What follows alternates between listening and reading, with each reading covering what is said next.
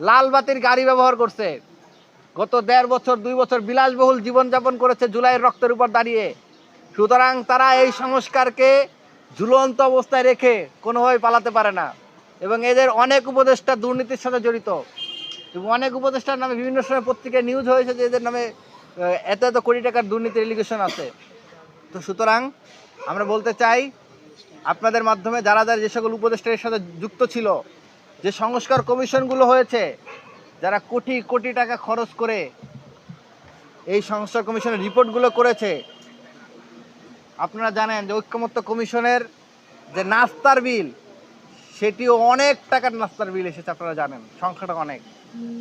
তো তাই এত এত টাকা, কোটি কোটি টাকা অপচয় করেছে তারা। এই জুলাই সনদ, এই সংস্কার কমিশন, এগুলো যদি বাস্তবায়ন না হয় তাহলে এগুলো অপচয় ছাড়া আর কিছুই নয়।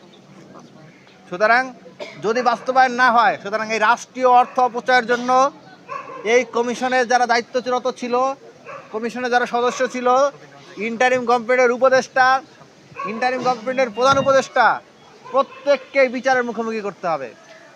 সুতরাং যদি আপনারা যদি বিচারের মুখোমুখি হতে না চান, তাহলে বিলাসবহুল জীবনযাপন ছেড়ে জনগণের কাতারে নেমে আসুন এবং রাজপথে নেমে যেভাবে সম্ভব সেভাবেই ভয়েস রেজ করে এই সংস্কারগুলো বাস্তবায়নে কাজ করুন।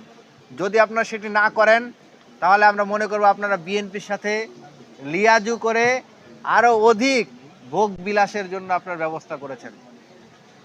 একই সাথে বন্ধুগণ, বিএনপি তারা যে কথা বলেছে, তাদের সেই কথার বিরুদ্ধে তারা দাঁড়িয়েছে। বিএনপি বলেছিল সংবিধান সংস্কার কমিশনের কথা, তাদের ৩১ দফার প্রথম দফা ছিল এটা। আজকে তারা সংবিধান সংস্কার পরিষদের অধিবেশন ডাকছে না, সেটার বিরুদ্ধে দাঁড়িয়েছে। আজকে তারা গুম করার স্বাধীনতা চাইছে, আজকে তারা ব্যাংক লুটপাট করার স্বাধীনতা চাইছে। দেশে নতুন রাজপুত্র আসছে। আগে শেখ জামাল, শেখ কামালরা বন্দুকের মুখে ব্যাংক লুট করত, আর এখন কলমের সাইনে ব্যাংক লুট করা হয়। যে এস আলম, ব্যাংক খেকো এস আলম, সেই এস আলমকে এরা ফিরিয়ে আনছে।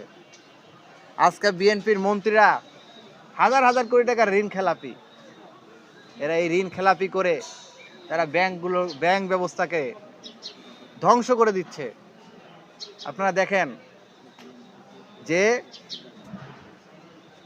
বাংলাদেশ ব্যাংকের গভর্নরকে জোর করে টেনে হিসেবে নামায়া সেখানে দলীয় একজন গভর্নর দেওয়া হয়েছে, এবং দলীয় গভর্নর দেওয়ার মাধ্যমে তার পরপরই কী করা হয়েছে, বিএনপি নেতা আব্দুল আওয়াল মিন্টুর প্রতিষ্ঠানে হাজার হাজার কোটি টাকা ঋণ একেবারে কোনো শর্ত ছাড়াই, একেবারে মানে চাইছে আর ঋণ দিয়ে দিচ্ছে এরকম।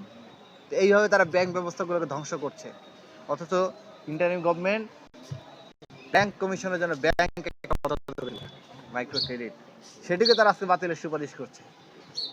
এর মূল লক্ষ্য, আগে শেখ জামালরা যেভাবে বন্দুকের মুখে ব্যাংক লুট করত, এরা ঠিক একইভাবে কাগজ দেখিয়ে ব্যাংক লুট করতে চাচ্ছে।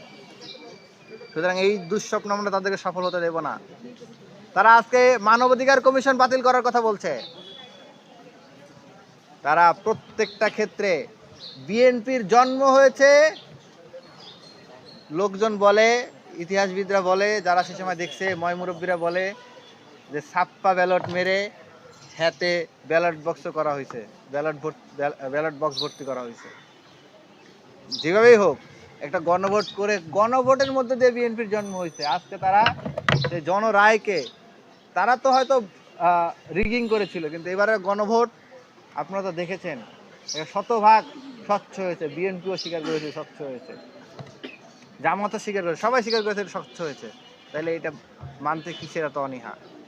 জনরায়ের প্রতি কিসের এত হিংসা? কেন জনগণকে শত্রু বাড়ানোর পায় তারা?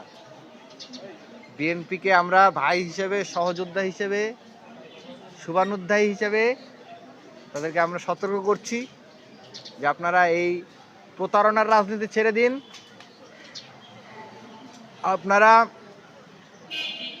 এ পর্যন্ত যতগুলো অভ্যুত্থান হয়েছে, যতগুলো বিপ্লব হয়েছে দেশে, প্রত্যেকটা বিপ্লবের পরে আপনারা তার বেনিফিশিয়ারি হয়েছেন এবং বিপ্লবে যারা কাজ করেছে কর্নেল তাহের থেকে শুরু করে প্রত্যেকটা ক্ষেত্রে আপনারা বিপ্লবের বিরুদ্ধে দাঁড়িয়েছেন। আপনারা 91তেও সেটি করেছেন, 96তে যেও সেটি করেছেন, 2024-এ যেও সেটি করার চিন্তা করছেন। যদি আপনারা সেটি মনে করেন যে সেটি সফল হবেন, তাহলে আপনারা আসলে দিবা স্বপ্ন দেখছেন। আপনাদের এই দিবা স্বপ্ন আমরা কখনোই সফল হতে দেব না। যেভাবে জুলাই সনদ, যেভাবে গণভোট, যেভাবে জনগণ মতামত দিয়েছে, যেভাবে আপনারা সাইন করেছেন, যেভাবে জুলাই যোদ্ধারা প্রত্যাশা করে, ঠিক একইভাবে শতভাগ জুলাই সনদ গণভোট আপনাদেরকে বাস্তবায়ন করতে হবে। যদি আপনারা না করেন, তাহলে জনগণের যে বাঁধ ভাঙা ঝড় আসবে, সেই ঝড়ে আপনারা খড় কুটার মতো ভেসে যেতে এক মুহূর্ত সময় লাগবে না। ধন্যবাদ। আমাদের